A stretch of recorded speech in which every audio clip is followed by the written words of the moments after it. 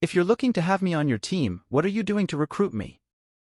If you want the top spot, team up with me. If you're settling for second, look elsewhere. I even got the doctor to join in, saw Michael in action, pulling off some incredible moves. I thought, can I reach that level? I don't know, let's see. Applause. Everything I did was to become a better basketball player, you know? Everything. And when you have that mindset, my friend, the world becomes your library to help you improve. When you know what you want, the world gives you exactly the information you need because it's tuned into what you're looking for. Music. A lot of people talk about ethics and hard work. What was your work ethic like? How long did you maintain discipline? Man, every day for about 20 years. It was a daily process to discover strengths and weaknesses.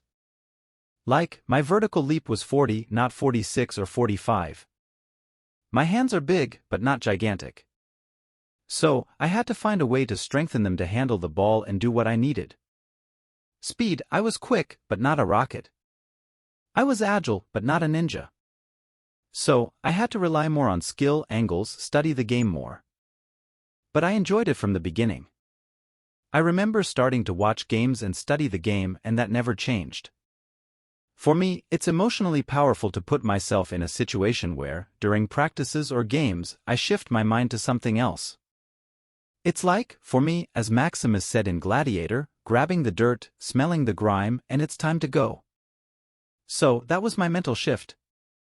It was like an actor preparing for a movie. You need to put yourself in the cage. When you're in the cage, you're the character. And when you're out, it's a different vibe. But when I'm in the cage, please, don't touch me, don't talk to me. Just leave me in peace. How did you become so mentally and emotionally strong to not care about it? You have to face the reality of the situation, you know? For me, you have to overcome it. And it's not just about you, man. I'm feeling a bit ashamed. You're not that important. Get over it, go out there and overcome it. If you're worried about what people think of you and feel embarrassed for losing some balls, get over it. Okay, after that, be cool. But why did you lose the balls? Got it. In high school, a year before, we played about 35 games with weeks of breaks. There was time to rest. In the NBA, it's back-to-back games, and I didn't have legs for it. Looking at the plays, they were all aligned, but they were short. I had to get stronger. I had to train differently. The weightlifting program I was doing, I had to adapt it for an 82-game season so that when the playoffs come, my legs are stronger and the ball gets there. So, I analyze and say, the reason for losing the balls was that my legs couldn't handle it. Then I think, next year, they will, and that's it. Were there names you looked at and said, these three are on the same level as me? Yes, and at the time, it was what I called the Golden Mountain. The all-time greats. I talked to Magic, I talked to Michael Jackson.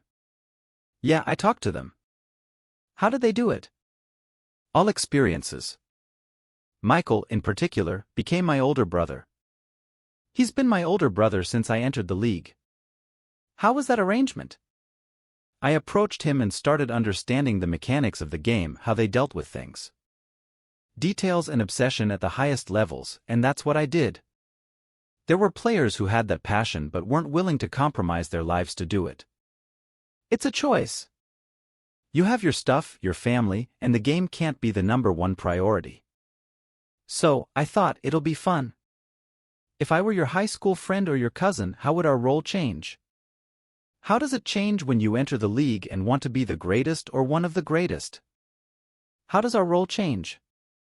They expect you to be the same when you meet again, but it doesn't happen. Everything that happened in between is left behind.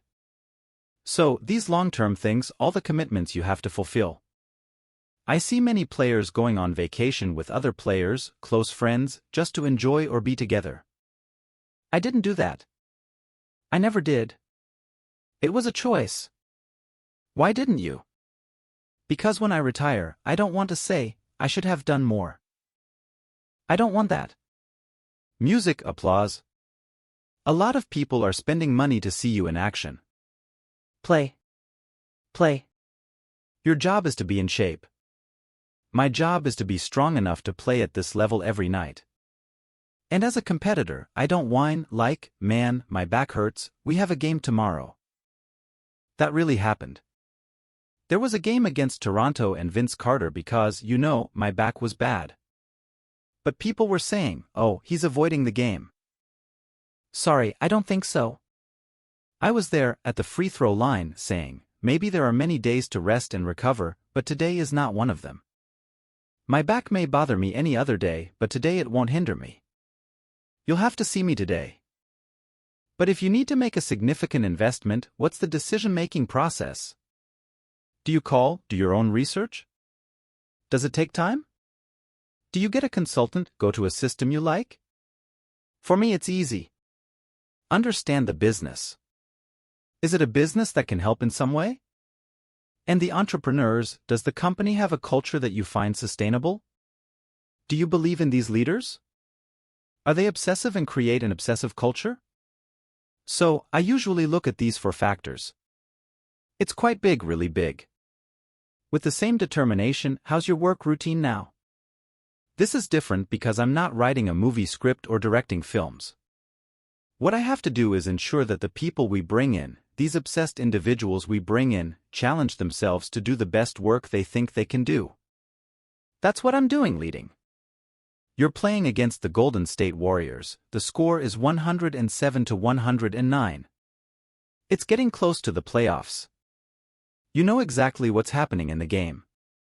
You're about to take your shot and suddenly, bam, Achilles tendon.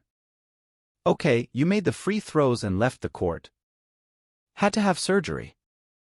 I went into the locker room, my daughters were there. I looked at them and said, it's all right. Yeah, Dad will be okay. Be okay, be okay, be okay, be okay. As a father, you have to set an example.